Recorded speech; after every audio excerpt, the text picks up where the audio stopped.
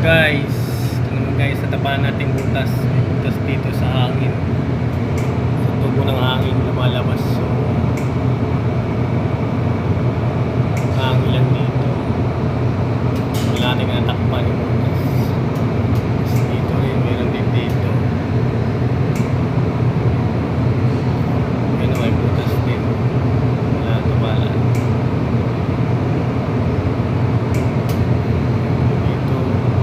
Din meron din doon.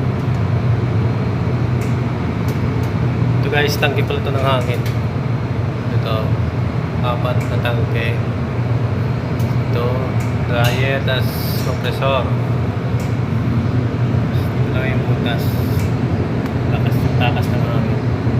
Kaya kailangan makapala yung butas. Wala pang pamalit na tubo, kaya tapal-tapal lang na.